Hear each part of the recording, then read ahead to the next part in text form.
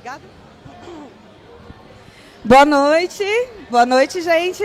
Tudo bom? Boa noite, gente. Sou a Rubiane, né? Eu sou analista de TI em Business Intelligence. E, cara, eu trouxe um tema muito bacana aqui para vocês do mundo do BI, que é Storytelling como narrativa visual em Business Intelligence. E para começar, gente, o storytelling, ele é composto por duas palavras em inglês, né? O story, que significa história, e telling, que significa contar. É exatamente isso, é a gente contar histórias. Nós somos contadores de histórias natos. Quando a gente vai com os nossos amigos para o barzinho, a gente conta uma fofoca, a gente dá detalhes, né? Quando a gente vai para um evento de família, a gente conta como é que foi o nosso dia, o que está acontecendo. Tudo isso a gente vai contando, são histórias, né? E nós aprendemos, quando somos novos, português, o contexto da palavra, o significado da palavra, e matemática, o que os números representam, o que eles significam, e a gente vai juntando isso no nosso dia a dia. Só que isso não faz de nós pessoas boas no quesito de transformar isso como narrativa visual, né? Porque tem uma estrutura que deve ser seguida. Não estou falando que está errado o modo como a gente faz, né? Mas é menos eficiente. E no Business Intelligence, quando a gente fala no storytelling como narrativa visual, é exatamente a prática de comunicar insights e informações complexas por meio de narrativas visuais. A gente pega o dado complexo e transforma isso num dado simples, numa informação simples. Eu trouxe uma citação aqui do livro da Cole Knaflic, que é Storytelling com Dados, que diz: há uma história em seus dados, mas suas ferramentas, elas não sabem qual é essa história. E é aí que você entra, o analista ou o comunicador da informação, para dar vida para essa história, visualmente e contextualmente, independente da ferramenta que vocês estiverem utilizando, né? Quando a gente fala em transformar e contar histórias como narrativa visual em BI, a gente fala no desenvolvimento de dashboards, né? E para construir um contexto, quando a gente vai construir o nosso dashboard, a gente vai desenvolver, é importante nós fazermos algumas análises. Tem a análise exploratória e a análise explanatória. Junto, essas duas análises vão ajudar a gente a estruturar e conseguir passar uma informação simples, que é o que o cliente precisa. Quando a gente fala análise exploratória, é importante que nós tenhamos compreensão dos dados, né? A gente vai desenvolver o dashboard e o cliente chega e fala: ó, está aqui a base de dados. É isso que você vai utilizar para desenvolver o nosso painel, né? E aí você observar o que tem nessa base. São nomes, telefones, endereços, números de série de equipamentos eletrônicos, placas de carro. Isso tudo depende muito, né? Então você vai conhecer o que você tem ali na sua mão. E essas informações são ostras. E dentro dessas ostras, a gente vai procurando as pérolas, que são exatamente os dados a serem destacados. Então você vai identificar quais dados você vai utilizar no meio de toda essa base que o cliente te disponibiliza. Já a análise explanatória, gente, o que é explanatória? É a gente dar lucidez ao conjunto de dados. É aqui que a gente vai começar a construir o nosso insight. E a gente tem 3 perguntinhas que fazem parte de técnicas que a gente precisa responder para começar a estruturar isso de maneira eficiente. Que é quem, o que e como. Quem vai ver a minha informação? Quem é o meu público-alvo? É aqui que a gente vai identificar. Nós temos dois tipos, os consumidores, que é o público-alvo, que ele tem uma visão mais macro da coisa. Ele quer bater o olho e ter insights instantâneos ali no macro. Ele não interage muito com o dashboard. Já os produtores, eles interagem mais com o dado micro. Eles interagem, consomem os analíticos, utilizam muitos filtros. São eles que vão fazer relatórios, análises mais minuciosas. Não quer dizer que vai ter ou um ou o outro, pode ter os dois, mas é importante você identificar qual deles é o seu público, ou se são os dois, né? E quando a gente fala o que meu cliente quer ver ali no painel, a construção ela fica muito mais sólida aqui. Quando a gente fala identificação da audiência, é como se fosse um subgrupo dentro do público-alvo, ou seja, são gestores. Então, as informações que eu tenho que passar são de macro de gestão ou RH, são analistas que precisam de informações mais técnicas, talvez um grupo de vendas, né, que precisa saber como impulsionar suas vendas e como que está a satisfação do cliente. Então, a gente vai fazer essa identificação da audiência, primeiramente, para a gente saber o que mostrar. Cultura organizacional.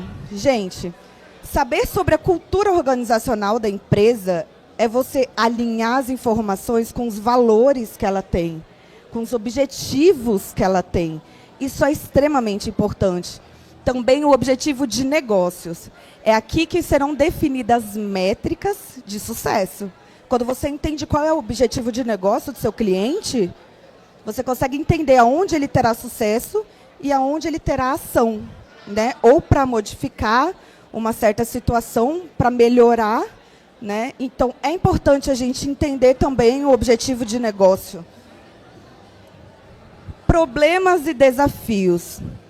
É aqui que a gente vai focar um esforço maior na parte mais crítica, que são os desafios. Quais são os desafios do meu cliente? Poxa, o meu painel ele vai estar ali com informações para ajudar o meu cliente a ter insights quanto aos seus problemas, né? Tudo isso é muito importante para a criação do insight. E a nossa última perguntinha da análise explanatória é como que nós vamos transmitir essa informação, né? A gente já fez todo o levantamento, exploramos os dados, sabemos quem é o nosso público-alvo, alinhamos as diretrizes, tá bacana. Mas como eu vou mostrar isso para eles? Muito simples, gente. Utilizando gráficos adequados, utilizando estrategicamente o posicionamento dos elementos visuais também no nosso painel, as cores. Gente, extremamente importante nós utilizarmos as cores de forma estratégica, intencionalmente mesmo. E tudo isso vai focalizando a atenção do seu público, que é o seu cliente. Eu trouxe alguns tipos de gráficos aqui para vocês, são só alguns mesmo, tem vários tipos. Esses são os mais utilizados. Os gráficos de barras verticais, você utiliza quando você pode ter várias categorias. Quando eu falo em categorias, vocês imaginam que é o eixo horizontal e cada barra significa uma categoria. Visualmente falando, fica mais interessante para o seu cliente visualizar quando ele tem várias categorias no gráfico vertical.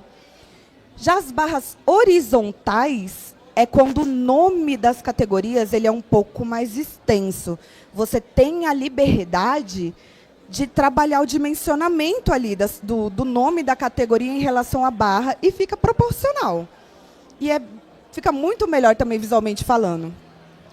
Já as barras verticais empilhadas e horizontais empilhadas, elas trazem similaridade com o propósito das barras não empilhadas. A diferença é que você quer mostrar um todo, mas esse todo, ele é subdividido. E você quer saber como essas divisões, elas se comportam em relação a esse total. E aí, utilizando também da similaridade das categorias, né? Quanto mais categorias, melhor os verticais. E quando você tem categorias com nome maior, fica melhor os da horizontal. E o texto simples, gente, simples. É quando você quer mostrar aquilo e pronto. Né? Não tem como eu colocar 91% e jogar ele num gráfico. Né? É aquilo que você quer que o cliente bata o olho e já identifique na hora. Gráfico de dispersão normalmente é utilizado para mostrar a dispersão entre dois números. Tabela. Quando você tem um conjunto de dados e você quer mostrar de maneira estruturada e eficiente, e existe uma relação entre linhas e colunas, a tabela é ótima para mostrar esse tipo de informação. E o gráfico de linhas, quando você quer mostrar como que está o desempenho do dado em um período de tempo, normalmente utilizado para dados que são contínuos, que você vai acompanhando o crescimento, decaimento dele continuamente.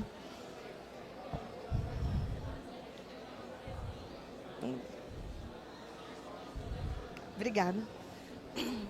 Quanto aos posicionamentos dos elementos visuais, o layout mais utilizado é o layout Z.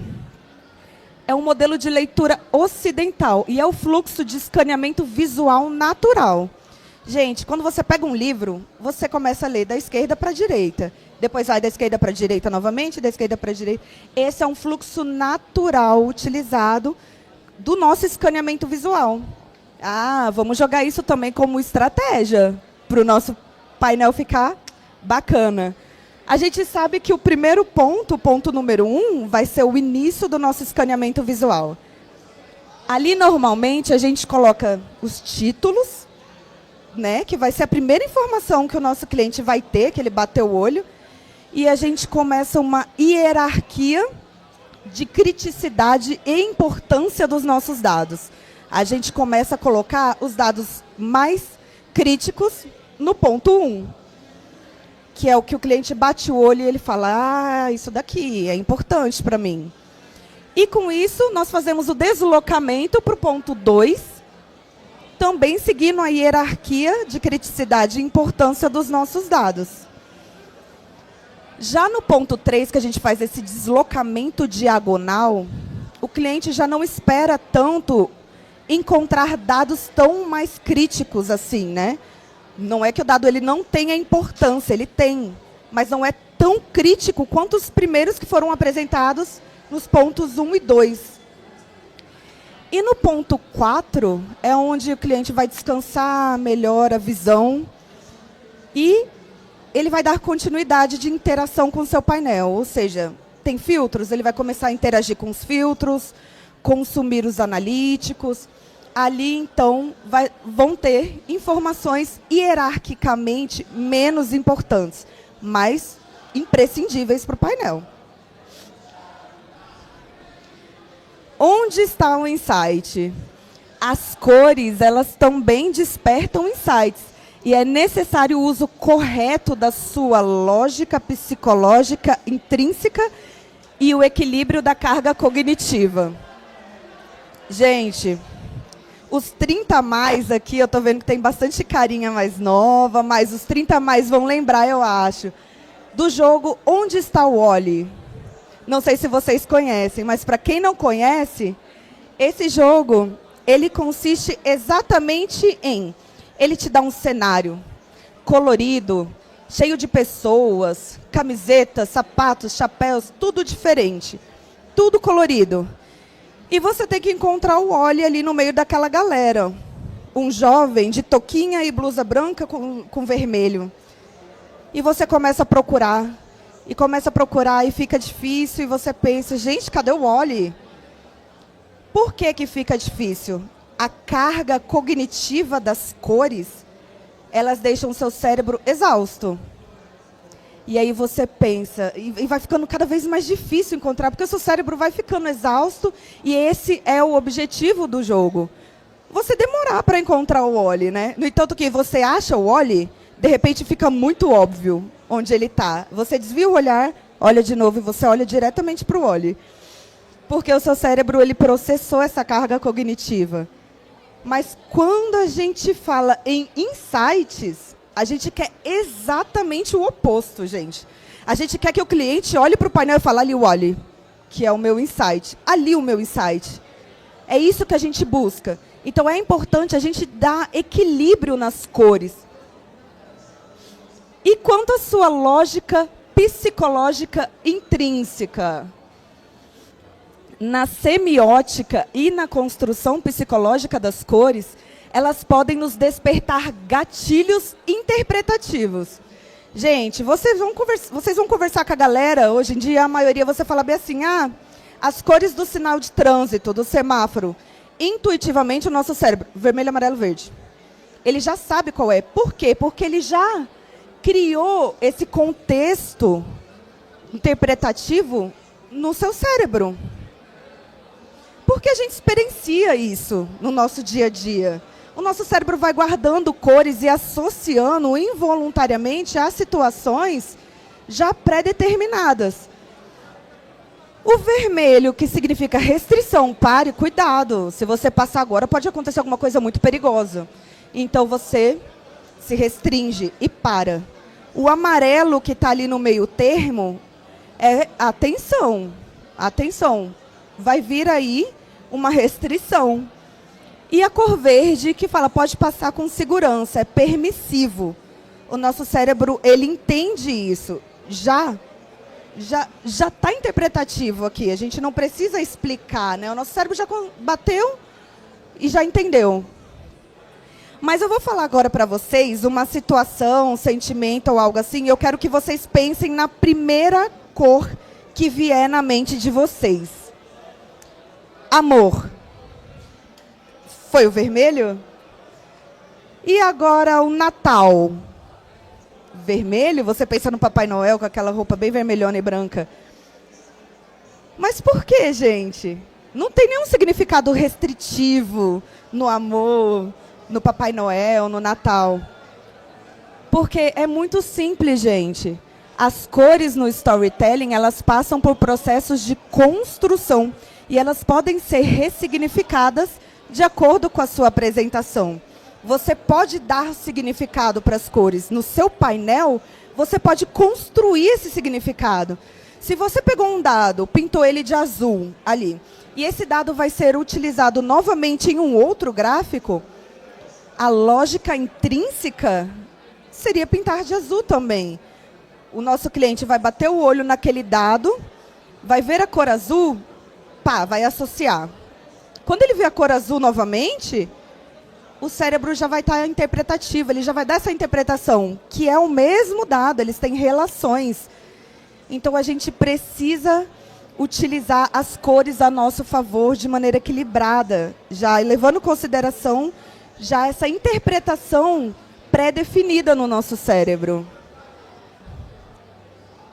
Bom, eu trouxe aqui um gráfico, gente, vou fazer um comparativo de antes e depois. Beleza, a gente consegue entender que nós temos o título Tendência de Tickets. No eixo horizontal, nós temos os meses e a gente consegue entender que para cada mês tem 2 barras. Aqui, olhando pela legenda, a barra azul são os tickets recebidos e a barra vermelha são os tickets processados. Cadê o meu insight? É necessário que a gente analise. Beleza, veja os rótulos de dados que estão em cima das barras, analise os rótulos e preste atenção como que está reagindo a cada mês. E a gente tem que fazer uma certa análise aqui, né? E você começa a ver, beleza, tem uma pequena diferença, essa diferença começa a crescer ali a partir de agosto. A barra azul, ela fica um pouco maior que a barra vermelha. A gente consegue entender isso quando a gente vai analisando o gráfico, né?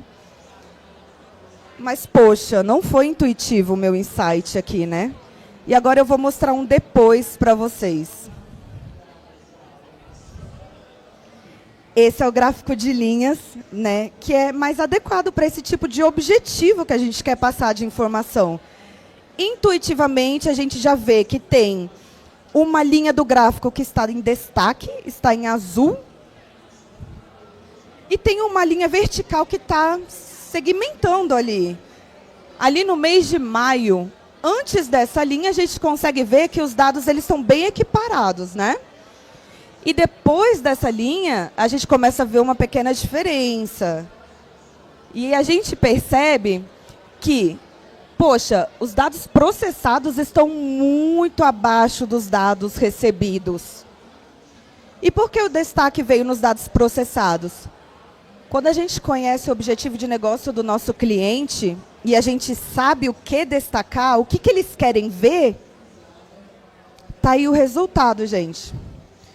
O cliente bateu o olho e falou assim, não, peraí, a gente está processando muito menos tickets do que está recebendo. Para onde está indo esses tickets? A gente está perdendo. A gente tem que tomar alguma ação. O que está acontecendo nos últimos meses? Por que essa diferença cresceu tanto? Onde eu preciso agir para melhorar? Gente, quando vocês apresentam essa informação de forma simples, vocês intuem o cliente a tomar decisões. Cara, na hora ele vai ter vontade de agir em relação a isso. Não, a gente precisa tomar uma decisão e mudar algumas coisas. Né? Então, intuitivamente, o cliente ele já vai ter o insight dele. Visualmente, não está muito mais clean, muito mais light, não pesou, o seu cérebro não ficou com exaustão, né? Fica muito mais claro. É para vocês verem a diferença. Os dois gráficos utilizam os mesmos dados. Os mesmos dados. A linha dela é a mesma dos dois gráficos. Porém, olha como está muito mais leve no segundo gráfico, não é mesmo, gente? A gente não precisou ficar procurando o óleo ali no painel. A gente já bateu o olho e identificou o nosso insight. E isso é extremamente importante. É diferencial. Seja o diferencial, utilize os elementos visuais a seu favor de maneira intencional e estratégica. E veja a narrativa visual se transformar em vantagem negocial. Quando a gente fala de organização, empresas, cliente, ele sempre tem um principal ativo. O que é um ativo? É o que ele tem de mais importante. Hoje, o que é mais importante é a informação, galera. A informação é o principal ativo das empresas e organizações. Então, quando a gente transforma isso de um jeito complexo para um jeito simples e apresenta isso visualmente, a gente gera para esse cliente essa vantagem negocial. Porque para ele vale a pena quando a gente se conecta com os objetivos da organização, quando a gente se conecta com os objetivos de negócio, quem é meu público-alvo? É isso que eu tenho que mostrar. E você vai lá e mostra o que eles precisam ver. E eles possuem insights estratégicos, observando o seu painel. Além de trazer a vantagem negocial, gente, isso dá um valor enorme para o trabalho de vocês. Isso dá um significado para o trabalho de vocês. Vocês estão moldando percepções. Coisas que antes o cliente não percebia, agora ele pode perceber. Porque vocês transformam a história em narrativa visual, utilizando as estruturas, né, que são importantes, o que, quem e como. Quando vocês dominam esse tipo de estrutura, vocês passam segurança para o cliente ir lá e tomar decisões. Vocês passam embasamento. O cliente não vai ficar com medo de tomar uma decisão por causa do insight que teve. Porque vocês mostraram claramente o que ele precisava ver. E é isso que agrega o valor no trabalho de vocês, que agrega o significado. A minha referência principal foi o livro da Cole Knaflic, o Storytelling com Dados. Tive algumas referências a mais também. Galera, muito obrigada. Eu espero que eu tenha conseguido passar para vocês um pouco do conhecimento desse universo do BI, gente, que é incrível, é maravilhoso. Espero que vocês tenham conseguido encontrar algumas pérolas aí no meio das palestras, dados importantes, né? E que vocês possam utilizar isso na vida profissional de vocês, porque não serve apenas só para TI. Quando a gente fala em business intelligence, né, a gente fala de negócios. E essas estratégias podem sim se encaixar em outros setores de negócio. Aqui tem algumas redes sociais minhas. Eu esqueci de colocar o QR Code, gente, me desculpem. Mas podem ficar à vontade para interagir. Podem me adicionar sem problemas. E, gente, muito obrigada pela presença. É isso.